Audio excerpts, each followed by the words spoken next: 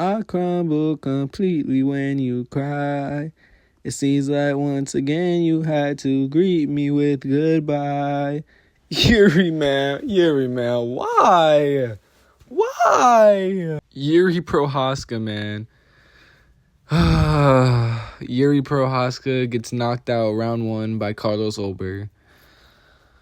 Yuri, bro, the fight was in your hands, man. You had that fight won, bro. What were you doing? Carlos Ulberg throws a high kick, and he comes down on his leg wrong, and he looks like I think he tore his ACL, if you want me to be honest. I don't know what the injury is. Maybe he blew out his knee. He said he blew out his knee, so maybe he blew out his knee.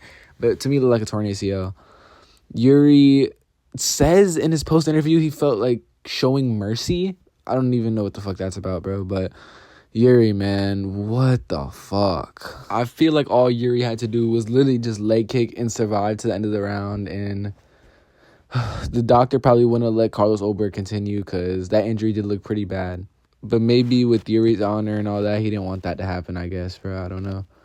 But to talk about the actual fight, Carlos Ulberg came out and landed some, 2 nice calf kicks early, and then Joe Rogan was like, oh my God, Yuri Prohaska's calf is cooked. And then Yuri started landing some nice calf kicks back. And then, yeah, the ending sequence, man, what was Yuri doing? He was just emoting in front of Carlos Ulberg, telling him to stand and trade, instead of just trying to leg kick and just cruise his way to a championship. I guess he wanted to earn it, I guess. He didn't want the hate like Joshua Van got. And Carlos Ulberg did a beautiful job baiting Yuri Prohaska to enter the trade, enter the pocket, and then threw a nice left or right hook. I don't know. It says left hook right there, so I'm going to say left hook. It threw a nice left hook, and he hit Yuri right on the chin, man, and just pinned him down.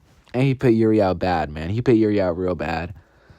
I think he put him out worse than fucking Alex put him, man. So, Yuri, I don't know what your next fight can be, man, but I hope you recover from this. I hope you recover mentally from this, because this does have to hurt you a little bit mentally. Because Yuri did seem hurt mentally after, bro. Like, he looked really sad. He looked like he was kind of coping. Carlos Ulberg, good win, man. You are now the light heavyweight champion. Good, congratulations. And your next fight's probably going to be like Ankalaev or something. So, yeah, if you can knock Ankalaev out, then maybe you'll pick up fans. I don't hate Carlos Ulberg. I think Carlos Ulberg's, he's all right. He's not special to me, but he's all right. I don't hate him. Next fight, Paulo Costa versus Mirzakhanov. Paulo Costa fucking dominated Mirzakhanov. First round, he was flow state. Well, it wasn't really flow stating, but he was just cooking Mirzakhanov on the feet. Nice kicks. Just looked way faster than Mirzakhanov. Mirzakhanov looked like he wasn't even on the same speed, which is crazy because Paulo Costa is his first fight in the division, and Mirzakhanov is 16-0. This fucking marauder, this knockout artist, and he's knocking everybody out, and then he faces Paulo Costa, and he can't do shit to Paulo Costa. Paulo Costa cooked in the first round, and then the second round, that was a kind of closer round. You could give it to Mirzakhanov, but you also could give it to Paulo Costa. It was a closer round. And then the third round, man, Paulo Costa entered the flow state, and was just fucking up Mirzakhanov with nice leg kicks, high kicks, bro. Paulo Costa's kicks were on point tonight, man. And I'm pretty sure the finishing sequence, he threw a kick and he broke Mirzakhanov's arm. If you have to feel for Mirzakhanov, man. Like, if you won this fight, you would probably be in the title shot right now. Because if Carlos Ulberg is out for an extended time, they're probably going to do an interim fight. And Mirzakhanov, you literally could be fighting for an interim right now, but then you lost to Paulo Costa. And there's a chance Paulo Costa could be fighting for the belt. This shit is crazy, man. This shit is actually crazy. The timeline we fucking live in right now. Paulo Costa is out here cooking up in light heavyweight. And Izzy can't even get a win right now in middleweight, bro. We can't be fucking serious. Congratulations to Paulo Costa. You are now top 10 ranked. I don't know if you're just going to take Mirzakhanov's spot at 6, but you are now definitely a top 10 light heavyweight in the world right now, and there's a possibility you actually get a title shot, so congratulations. Now on to fight of the night, man. Josh Hooker versus Curtis Blades, dog. This fight was a fucking banger, man. Yo, we all fucked with this fight, bro. Josh Hooker, you can do all the corny shit, weird personality shit you want, bro. I don't give a fuck. Bro, as long as you're going out and pinning bangers like that out, man. Josh Hooker bum rushed Curtis Blades in the first, minute of the fight. Curtis Blades tries to throw a jab, and then he is hit with an overhand, which we've seen a couple people do to Curtis Blades, overhanding over his jab. And then he kind of shakes Curtis Blade. He starts fucking unloading on Curtis Blade. He hurts him in that minute, and the Curtis Blade fights back and steals the first round. And then the second round, I feel like that was definitely Josh Hokett. Josh Hokett just hurt Curtis Blade. Curtis Blade's pride was keeping him up, man. There was a combination in the second round that Josh Hokett hit. I don't know how the fuck Curtis Blade was still on his feet, bro. How the fuck was he still on his feet?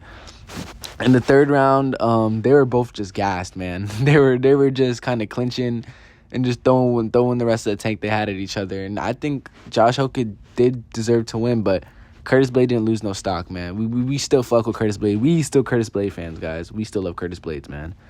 Josh Hokett, wow, what a fight, man. And he now has a White House fight, actually, versus Derek Lewis. They announced that, like, right after the fight happened.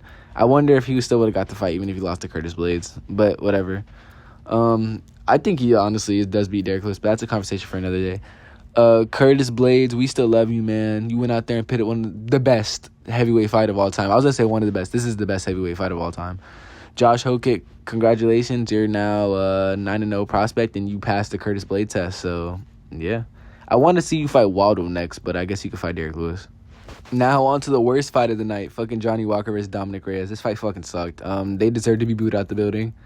They were just fainting and leg kicking at range. And I honestly don't even know what to talk about in this. The first round, Johnny Walker came out, was doing the leg kicks. I think he definitely won the first round off the leg kicks. Dominic Reyes was kind of throwing punches, but also being super hesitant while throwing punches, throwing leg kicks.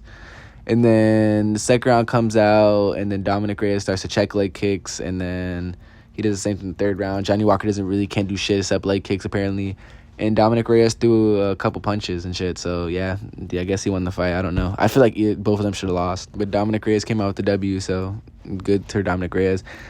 Guys, the dream was wrong. I know I picked Johnny Walker to win. The dream was fucking wrong. Guys, we fucking sucked on this main card. We sucked ass. We're Jesus Christ. I think we only got one fight right in the main card, and that was Cub Swanson, bro. Speaking of Cub Swanson, man, gets the happy retirement, goes out there, fucking batters Nate Landwehr, beats the shit out of him, and finishes him the first round. He literally could have had an oral walk-off KO, but, Herbine or whoever the fuck was ref, I forgot who was ref, sold it. But whatever. Cub Swanson, beautiful retirement, bro. His boxing looked slick. He just looked way more powerful. He was just beating the shit out of Nate Landwehr. I'm not gonna lie. Nate Landwehr, what the fuck was that? Well, you're Unk too, bro, so whatever. Cub Swanson, you'll never hear, "You like my fire." You're never gonna hear that right with Cub Swanson, man. He still got it. Unk still got it. Unk does still have it. He could low-key start the championship reign right now if he wanted to, but he retired early. Cub Swanson has a lot of respect for Volk, so he's gonna not make Volk fight him. He doesn't want to have the Unk versus Unk battle again and end Volk's title reign. So Cub Swanson retires, man. Happy retirement. Congratulations, Nate Landwehr. I hope you're better in your next performance. Did Nate Landwehr retire? I don't know if he retired or not. But if he didn't, I hope you're better in your next performance, man. Now on to the prelims, the Bellator battle, the great Bellator battle. Aaron Pico looked slick and nice this fight, man. He battered Patricio Pitbull.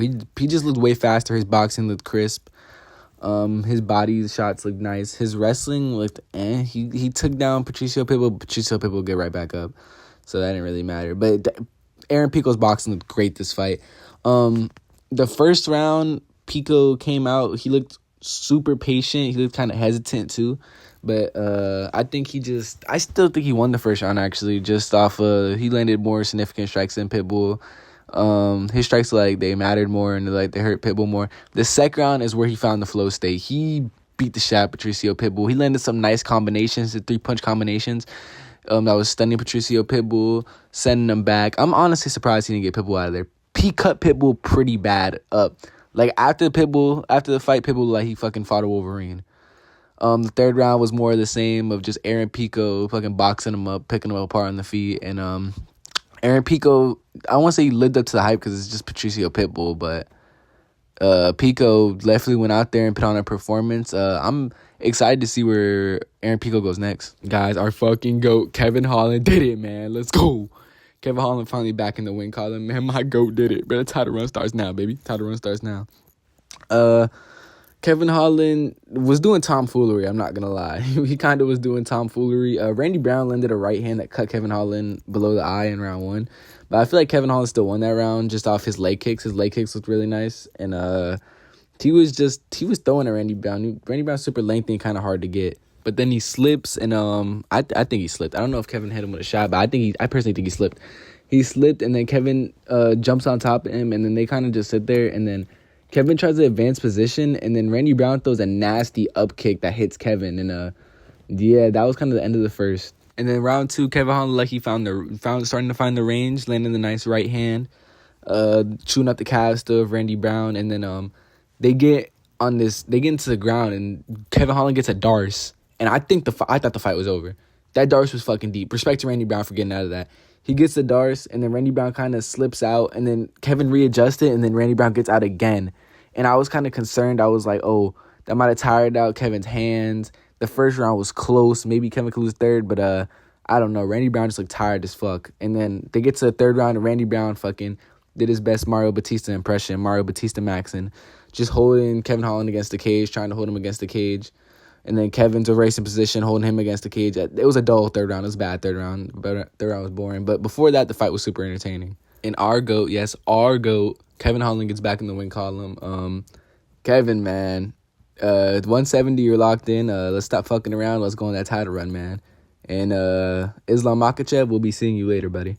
Now, on to the Gamer versus Esteban Ribovic. Gamrot fucking dominates Esteban Ribovic. Did I pick Esteban Ribovic to win in my predictions video? If I did, if someone can go back and check that for me. If I did, I made that video at like 3 or 4 a.m. So I must have been off something that night. Because why the fuck, if I did pick Esteban Ribovic, why the fuck would I pick Esteban Ribovic? I must have been super fucking sleepy and super much of a fucking idiot. Gamrot, the first round, Esteban Ribovic throws a kick, Gamrot catches it, takes him down, kind of just control wrestles him for the rest of the round. And then the second round, Esteban Rivas' coaches tell him to stop throwing kicks, and he comes down, he starts spamming kicks. And then he backs Gamrot up to the fence. He starts throwing a combination. He overextends Gamrot, level changes, takes him down, and then it was just over from right there. Man, Esteban Rivas clearly has never dealt with a level of wrestler as Gamrot, which is, you can't blame him, man. Gamrot's a fucking great wrestler. And then, they're on the ground, and then Gamrot advances position, gets the arm triangle choke, and then it looks like Esteban is out. Well, it didn't really look like Esteban was out. The ref comes in, it looks like he's about to stop it, and then Esteban's like, nah, I'm still up. I'm still awake. And then he taps like right after he throws like 2 liver punches, and then realizes he's not getting the fuck out of that. So he just taps, and Gamrot, man, the gatekeeper, you can't fucking stop the gatekeeping, man. Gamrot, you shall not pass. Gamrot continues his gatekeeper legacy. Esteban Ribovic, buddy, get back to the bottom of the rankings. You're not passing the gamer. Now on to this fight, Tatiana Suarez versus Godinez. This is a pretty good fight. Godinez early in the first round knocks down. It really hurts Tatiana Suarez, and then she kind of starts trying to wrestle her, and then Tatiana Suarez kind of body locks her while she's trying to get up, she was trying to advance position. And, Godinez is actually trying to get up, and then Tatiana Suarez follows her up to the feet with kind of a body lock, and it takes her down and just lays on her for the rest of the first round recovering. And they get to the second round, and then Tatiana Suarez takes her down again. It was just over from right there. Like, Tatiana Suarez, you can see the levels of wrestling that Tatiana Suarez is so much better than Godinez in. Honestly, a pretty impressive win. Tatiana Suarez, you probably get a title shot next. I know Godinez doesn't have the best record, but she's tricky and crafty. And she's kind of hard to beat. So Tatiana Suarez, title shot next for you, I guess, man. Now on to this fucking robbery. Chris Padilla won this fucking fight. I don't give a fuck what no one says. Chris Padilla versus Medeiros. Chris Padilla out-volumes Medeiros for 3 rounds. Yeah, Medeiros hit the lead elbow in the first round to cut Chris Padilla open. But man, volume. Chris Padilla just out-volumed him in the clinch. He made it his fight. Chris Padilla made the fight that he wanted. And Chris Padilla should have won that fight. And then fucking Bruce Buffer reads the scorecards wrong. I'm like, I put a parlay in. My parlay literally hits. I'm like, hell yeah, Chris Padilla won this fight. And then after, because I have Chris Padilla and Tatiana Suarez in a parlay. So they both win, right? I'm like, fuck yeah, I get some money. And then they change it to a majority draw. Fuck you, judges. Fuck you. Medeiros. My fault. Fucking, I said his name so wrong just now. Medeiros, he didn't fight terrible though. Like, he was landing some pretty nice punches. His punches he clearly has more power than Chris Padilla. But Chris Padilla was just crafty Venom, even though Chris Padilla's a prospect, kind of prospect. Chris Padilla was a crafty Venom, man, getting him in the clinch, hitting nice body work, elbows, knees, punches, like everything. Chris Padilla was doing everything that you need to do to put volume out there and win this fight. And I personally think he did win this fight. We think Chris Padilla won this fight. Chris Padilla won in our hearts, guys. Chris Padilla was just walking forward, putting the forward pressure. Now, I'm not saying Medeiros got fucking dominated. I actually think Medeiros won the second round off of when he would step in those lead elbows, and then he would drop his guard and land a nice little, what's it called, 1-2, right when Chris Padilla was opening up and timing his leg kicks and his jabs. So, yeah, I think Medeiros won that second round. But then we get to the third round, and Chris Padilla is putting the volume on him. He's crafty vetting him. And even if you think Medeiros won that third round, even though you shouldn't think that because Chris Padilla put way more volume out there, and then Medeiros just looked like he was tired. Chris Padilla's cardio looked really good. Medeiros looked tired. And then Medeiros eye pokes him. And he loses a point. He loses a fucking point. So how was this a draw? Whatever.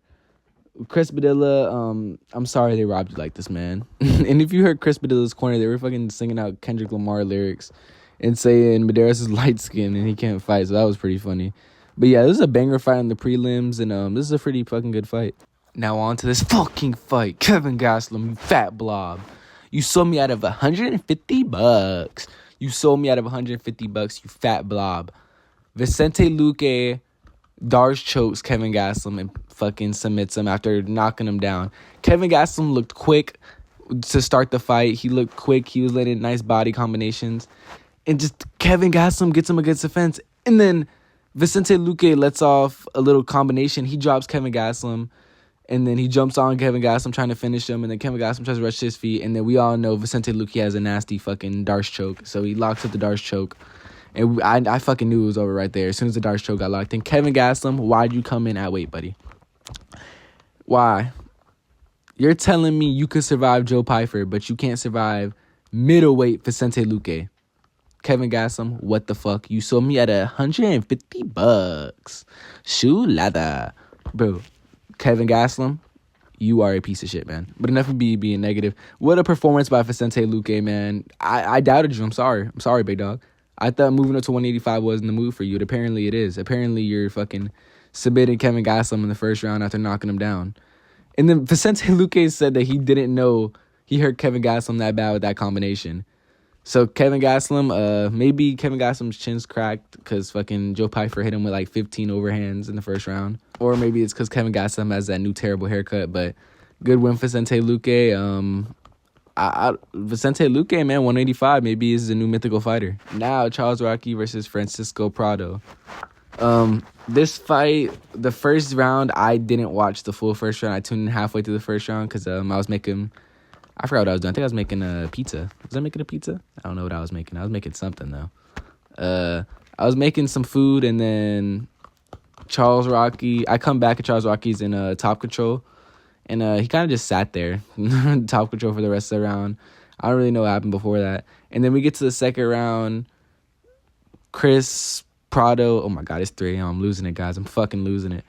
I'm just saying, guys, I did bet on Charles Rocky, and that part of the parlay hit, and then Kevin Gastelum sold the other part of the parlay, that fat block. But yeah, round 2, Chris Rocky has a nice double leg. Shoots a nice double leg. He gets into the body lock, and then Prado reverses position, and he gets on top. And I think it was with around 1:50 left. He could have probably almost stole the round if he did the correct things, but Rocky was throwing Radke was throwing nasty elbows from the bottom. And, yeah, I think he still held the round. So I would have it up 2-0 for Rocky right there. And then now he could be down 2-0. Prado comes out, starts fucking pressuring him, throwing in combination. And then Radke shoots a takedown. And then Prado jumps a guillotine, a gilly gang. Oh, my God, I thought the fight was fucking over right there. My balls sunk up to my chest. I was scared as shit. I was the scariest I've been in a while because I thought all my money was about to get killed.